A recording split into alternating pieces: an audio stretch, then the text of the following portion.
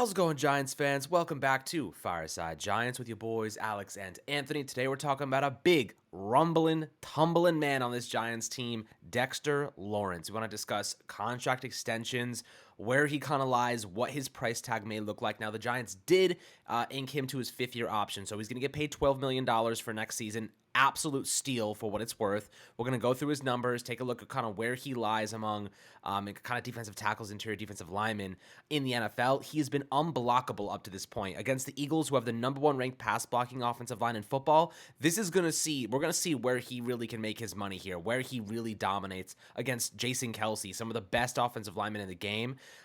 This is where Dexter Lawrence has got to show, I can destroy them. I can take advantage of them, even if they are considered some of the best. And I think this Eagles game is a good chance for him to really put himself in the upper echelon of defensive tackles. Now, Aaron Rodgers yesterday came out and publicly said he believes he's one of the best. Dexter Lawrence is one of the best players in all of football, and the numbers support that. He kind of seems like Aaron Donald's still the best, obviously a guy that you just cannot replicate. He's built in a lab. But Dexter Lawrence, 340 pounds, he might not be as muscly as Aaron Donald, but I can tell you what, he's got just as much power, and he's athletic as hell for a guy that's, 340 pounds of just pure, absolute freaking awesomeness. So I love Dexter Lawrence. We all love him here. We're excited to discuss a potential contract extension, what that might look like. But before we do, Anthony, how you do today, my friend?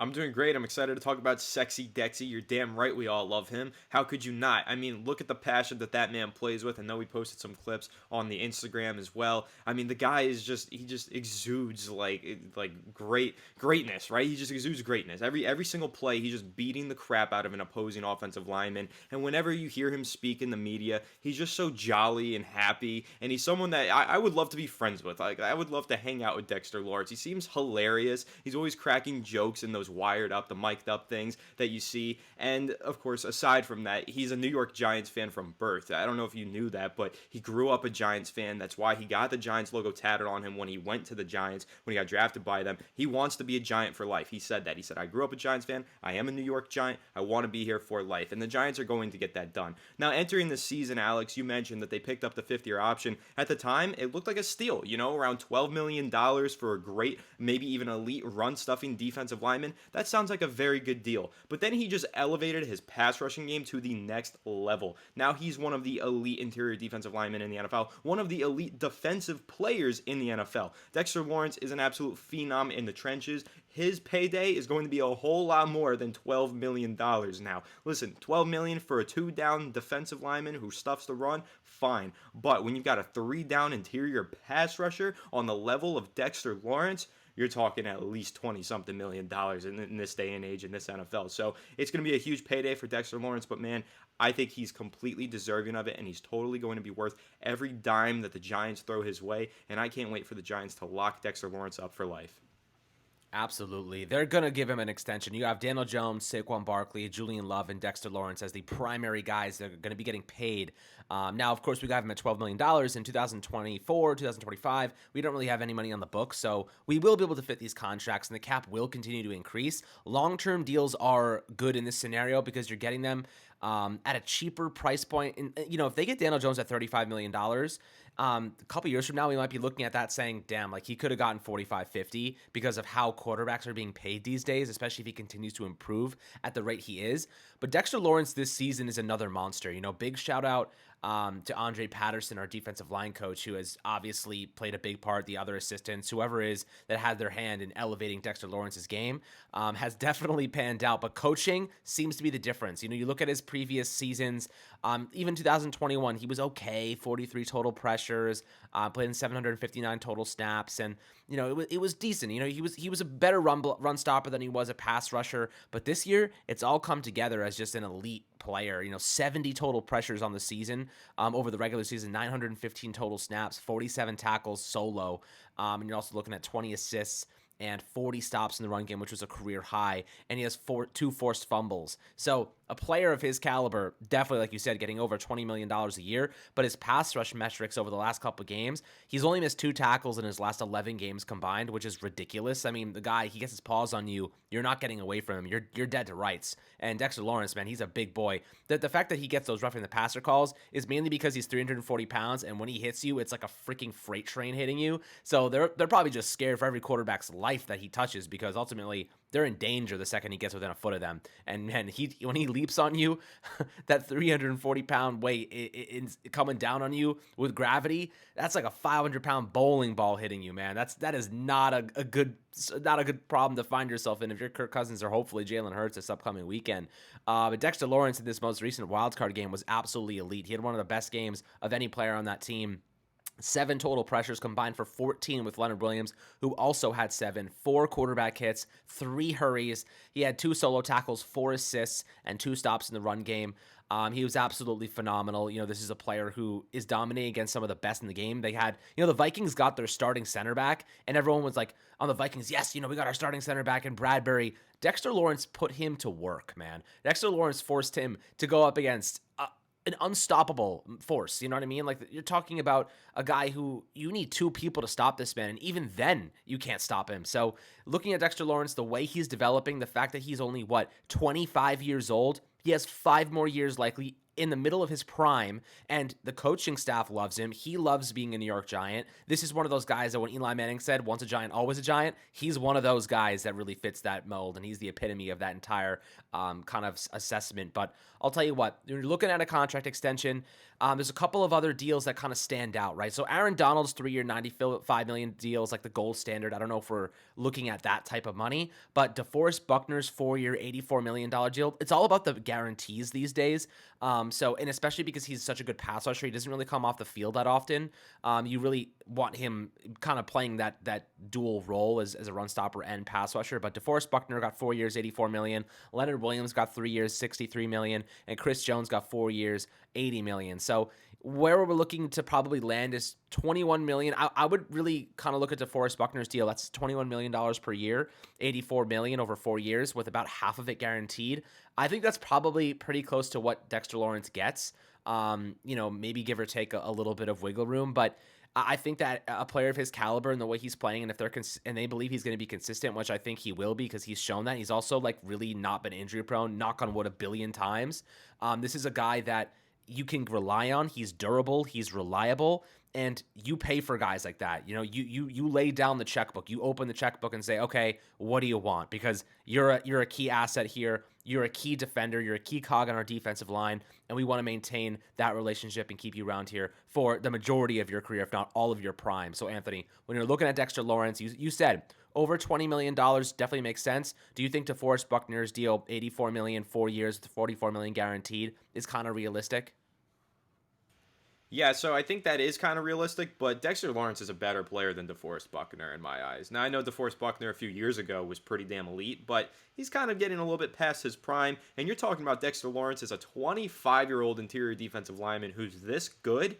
He's going to surpass that $21 million in my eyes. And here's what I envision this offseason. I think that there's going to be a stalemate between Dexter Lawrence and one other New York defensive lineman. Now, not a New York Giants defensive lineman, but a New York Jets defensive lineman, Quinnen Williams, the guy who beat out Dexter Lawrence for the first team All-Pro nod. He's also due for a contract. He's going to sit and wait and see what the market gives him, and Dexter Lawrence is also going to wait. I think Quinnen's going to wait to see if Dexter gets paid first.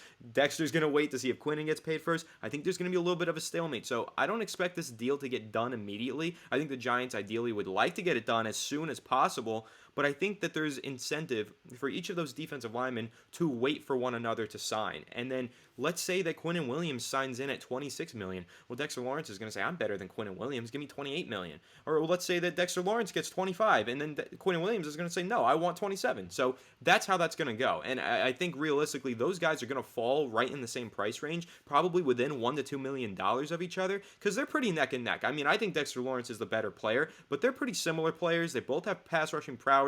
They're both great run defenders, and they're both very young and very talented. So they're going to be worth around the same amount of money average annually, and I think that the Jets are probably going to be really inclined to get that deal done sooner than the Giants in my eyes, because the Jets don't have a quarterback to pay. The Jets don't have a running back to pay. So I think that the Giants are probably going to go ahead, try and extend Daniel Jones, extend Saquon Barkley, wait to see what happens with Quinnen Williams, then go extend Dexter Lawrence. So as we enter this offseason, Giants fans, while you're curious as to what Dexter Lawrence might get, and if you're paying attention to that, pay close attention to Quinnen Williams. What he gets on the open market can ultimately decide what the Giants are forced to pay Dexter Lawrence. But again, I think that Dexter Lawrence is the better player, so whatever Quinnen Williams gets, probably add 1 to 2 million on average annually to that deal, and that's what you offer Dexter Lawrence. And I think that's ultimately where his price lands.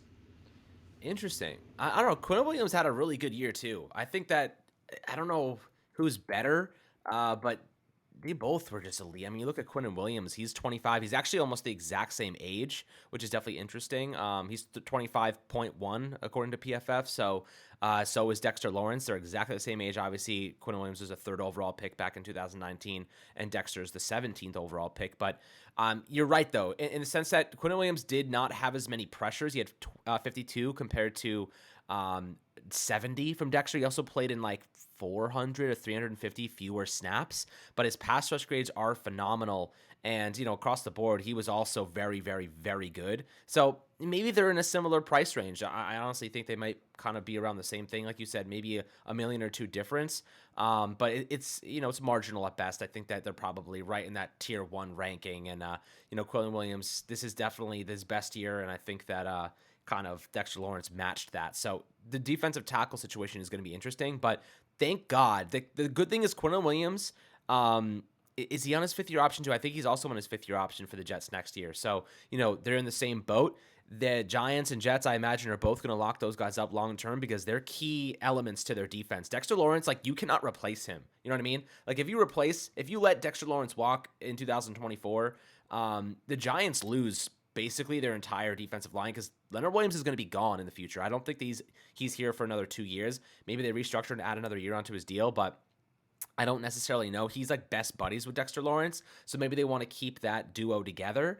I'm curious to see kind of how they go about that, but do you think that Leonard Williams, because if they cut him this upcoming offseason, you're talking about an $18 million saving. So there's a really good argument to make that they should do that. But at the same time, Dexter Lawrence's contract extension is already factored into their payroll next year, or rather his fifth year option at $12 million. So that money doesn't kick in until 2024 anyway. So you might as well keep Leonard Williams, if not maybe add a second year onto it, because they have so much money in 2024. If I give you the numbers right now on over the cap, basically the Giants in 2023 have $54.24 million available. You're looking at Daniel Jones taking up another 35 of that, 35 million. Saquon Barkley's got 12 million. And then you have Dexter Lawrence at 12, which is already incorporated into that entire sequence. And then maybe you want to go and get a linebacker or another guard. There are positions, a cornerback that could be needed here. Kenny Galladay will clear 6.7 mil too.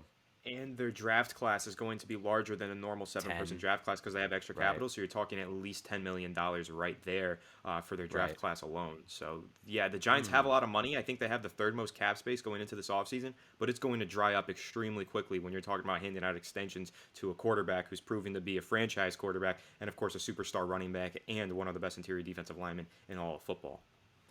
Yeah, I mean, look, if you're looking at the players that could be cut, pre-June 1st, Leonard Williams saves $12 million. Post-June 1st, saves $18 million. Kenny Galladay saves $6.7 million. Then post-June 1st, $13.5 million. But the thing about cutting people post-June 1st is that money gets pushed down the road. You still have to pay that money. It doesn't just disappear. So you have to pay that in the future. So I imagine the Giants probably want to get rid of the salary holding them back sooner than later. Adoree Jackson, you got to keep him. He has a $19 million cap hit, $10 million in dead money, but you're only saving $5.6 million. He's too much of an asset to let go. Other players that could make sense, like Mark Lewinsky doesn't make sense. You got to keep him. We actually lose $300K if you cut him, so he's definitely on the team next year. Tyrod Taylor is interesting. You save $1.3 million, but it's negligible. It's not really worthwhile to cut him. Darnay Holmes, you'd save $2.8 million in cap, so I would not be surprised if the Giants released him and then or released him, maybe signed him back to a cheaper deal because I don't think he might be worth that. I don't think so. Maybe they draft a slot corner to replace him, someone that kind of fits what they're looking for a little bit more. But other than that, man, Matt Pert saves him $1 million. He's probably gone. Shane Lemieux might be gone. He saves them $1 million. I don't think he's reliable at this point, but maybe they keep him around just because he hasn't really been able to play and maybe he has some promise. There's really not that many guys that we can cut to open up a lot of salary space. So you're looking at contracts that probably are backloaded. 3-year deals, 4-year deals, since it starts in 2024 for the Giants, they have $180 million in team cap space starting in 2024 because Leonard Williams is off the books. Galladay's pretty much, his money's probably off the books almost entirely. They save $14.6 million that season. Personally, I kind of get the sense that any contracts that they really sign this upcoming offseason will really kick in 2024. They're going to structure it so they have a little bit more room, and they have the draft classes and whatnot, Anthony. When you're looking at how the Giants can kind of maneuver around this, to me, it kind of feels as though maybe one or two players they have that cap hit in 2023, but the majority of them, like, it's really going to hit in 24 when they have a lot of room to work with.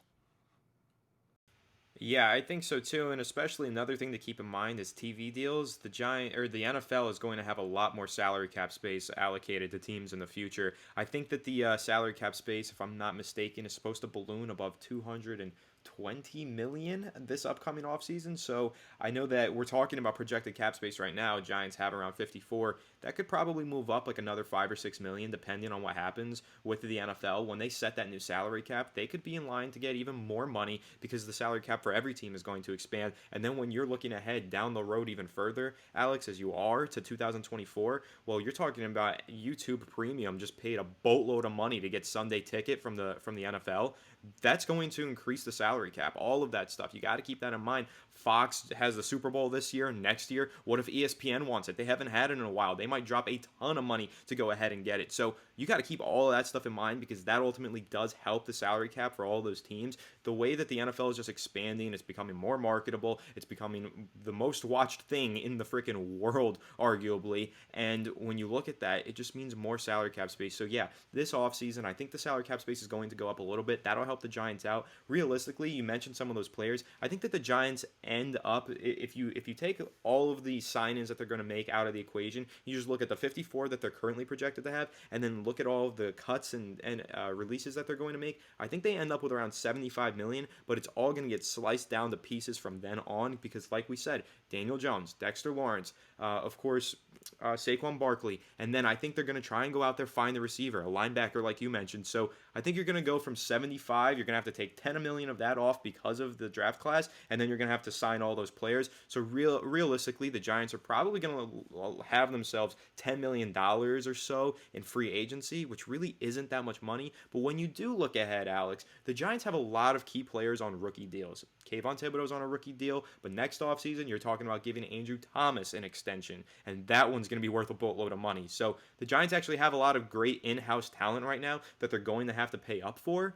But for the long term, it is a young team. It is some cheap contracts out there. And as the salary cap space with all the TV deals continues to balloon, the Giants are actually in a very healthy cap situation where they're going to have some money to spend and a lot of draft capital to allocate to key positions for the next several years. So when we put all this into perspective, when we're talking about the Dexter Lawrence contract and how much the Giants should spend, they should be pretty liberal about it. They should go ahead, be generous, and get him on the books because he is one of those key cornerstone players that you want to bring, that you want to keep in here for the long haul. And when you mentioned Leonard Williams earlier, Alex, I want to see him back. I think that they should try to extend him. I think absolutely he's going to take a pay cut because he's not paying up to that contract. He knows it, and no one else is going to pay him on that contract, so it's impossible to trade him. I think what the Giants are going to do, they're going to walk up to Leonard Williams and say, hey, listen, we want to keep you here. We love you on the Giants. We want you in our long-term plans, but we can't afford to pay you that much. If you want to stay with the Giants, we're going to have to extend you and lower that salary cap hit. And then I think that Leonard Williams probably comes to a resolution with the Giants,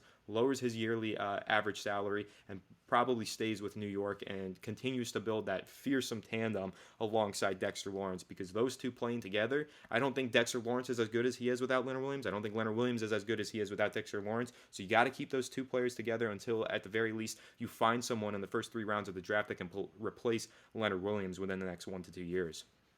Yeah, I think that's a pretty good take. I think that you might be right in the sense Joe Shane may go to Dexter and be like, hey, we want to extend you, but we kind of need you to work with us because we also want to keep Leonard Williams around. And if you want him to stay, then maybe we got to figure out a way for him to restructure. You got to help us out a little bit here because I know you really want him to stay. Like maybe use that as a bargaining chip. Could be interesting, but nonetheless, guy's gonna get paid. Guy deserves to get paid most of all, and we want him here, so they're gonna pay him. I'm just really curious to see what that ends up being, and I would not be surprised if they got it done this offseason. So that way they look. The sooner they get these deals done, the better, because one, the cap rising only makes everybody more expensive, and two, you want to know what the future looks like with these contracts. You want to know, like, okay, this contract is settled. Now we can work around it. You don't want this waiting until way too late. And then suddenly having to figure it out later on. I think that 5th year option. I think Dexter Lawrence would rather just get paid now. Look, that contract kicks in $21 million a year. I don't think he's going to be like, I don't want to do that. I think he's going to be like, hell yeah, give me that guaranteed $45 million and I'll walk into the sunset like all the other top tier defensive tackles in football. But guys, I'd love to hear your perspectives below on this entire kind of discussion about Dexter Lawrence. We love him. We all know that you guys are definitely in the same boat as us in terms of extending him. Would love to hear your perspectives regarding Leonard Williams and if they should kind of restructure his contract. Definitely a lot to talk about. Always happy to hear your perspectives. Make sure to like and subscribe as always, and we'll catch you guys on the next Fireside Giants episode.